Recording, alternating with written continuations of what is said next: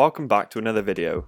With no Six Nations this weekend, I thought I'd do a roundup of the tournament so far, looking at the best starting 15 in fantasy rugby.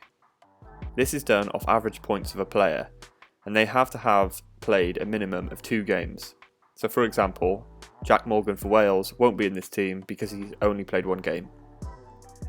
So let's see the star performers of the Six Nations so far. Ellis Genge is the first in the list, having averaged 31.1 points in just 2 games. For a prop, this is pretty significant, and before the tournament started, I marked Genge as a decent pick due to his carrying ability. And he hasn't underperformed. He's made 16 tackles, 2 of which being dominant, and a remarkable 77 metres made. And for a prop, that is outstanding. So fair play to Genge, keep an eye out for him for the later rounds.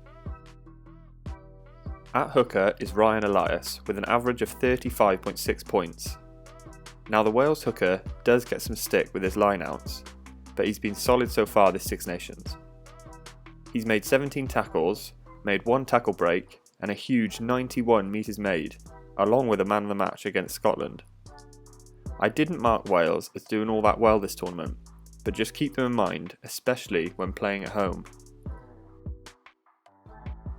Kyle Sinclair is the last one to make up the front row with an average of 31.1 points, the same as Genge actually. He's made 16 tackles, 46 metres so far, and 1 try against Italy. Now I don't expect too many more tries from him later on, but he's certainly a key player for England, so watch out. Will Rowlands is up next in the second row with an average of 31.7 points scored. He's made 26 tackles and 92 metres so far, which is unbelievable for a second row.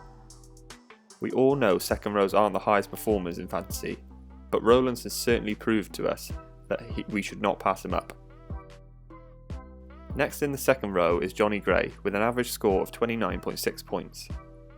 He's made a whopping 26 tackles so far in just 2 games. He's a real workhorse in that pack for Scotland along with Grant Gilchrist, so I'd definitely be looking at the Scottish pair for the rest of the tournament.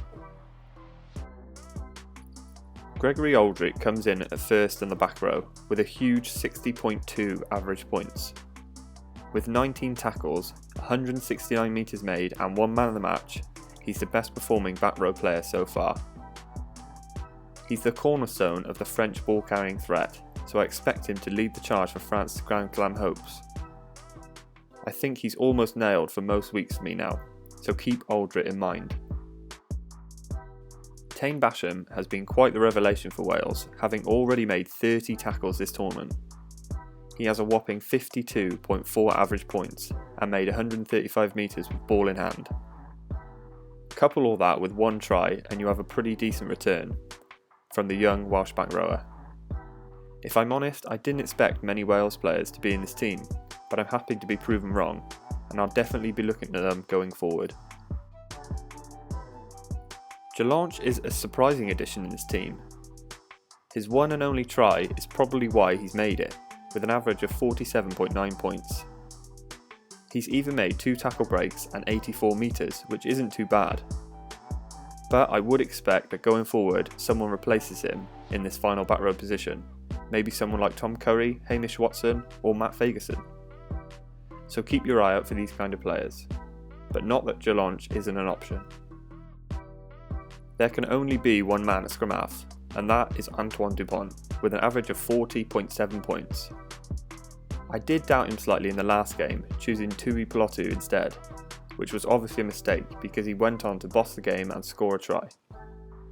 Not too many metres made with 86, especially for his standard, but definitely the best 9 choice at the moment.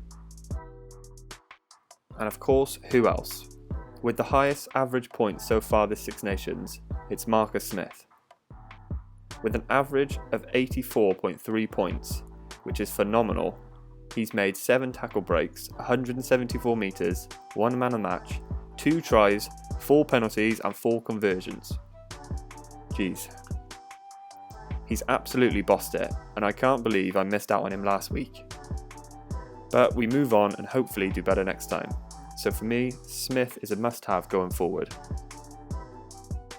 Bundy Aki has been a huge revelation for Ireland, and along with Ringrose they're starting to develop a great partnership, much like Gordon Darcy and Brian O'Driscoll had not so long back. A huge 18 tackles, 141 metres made and 1 try is a great start for Aki. But my only worry is with Robbie Henshaw coming back from injury. Does this hinder his chances of playing?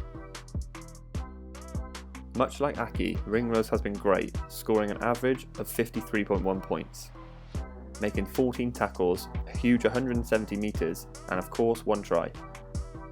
But again, Robbie Henshaw is on his way back from injury, and I'm concerned for Ringrose's minutes. He's been the best centre so far in the tournament, so can Ireland really afford to swap him out? I certainly hope not. Now, Villiers is an interesting one, because an average of 77.8 points isn't too bad now, is it? But we did see him score 3 tries alone against Italy, which won't come every week. He obviously got man of the match in that game as well. So I think moving forward, he's definitely a great option, but obviously I will be targeting Italy, because as Villiers has shown, you can have great returns. Mac Hansen has been quite the revelation in Ireland, deputising for the injured James Lowe, and what a job he's done. An average of 66.3 points, and he's played arguably 2 of the toughest games in Champions Wales and France away. A massive 238 metres made is the highest so far, with 1 amazing try against France and 1 man of the match. He also has Italy up next, so keep your fingers crossed on the Hansen button. And finally, in the best starting 15 so far is Freddie Stewart. Now, we thought Hansen ran a huge meterage, but Freddie Stewart has a whopping 249 metres made. And that's quite something. He also doesn't have any tries or man of the matches, which would boost his points up. So just a solid and respectable 2 performances so far. And that's what Stewart's game is all based on. Just solid, whether that be under the high ball or carrying hard out wide. So he's slowly becoming one of my favourite players. Other notable mentions that didn't quite make the starting team are the likes of Penno, who scored an average of 57.1 points, Malins with 56.6, Darcy Graham with 52.9, Jaminet with 45.5, and Josh van der Fleer with 44.6. So be sure to look out for these guys as well going forward. So that's it for today's video. If you enjoyed this, then please give it a like and subscribe to the channel so that you don't miss out on any team selection videos ready for the next round. Have a great weekend, and I'll see you all in the next one.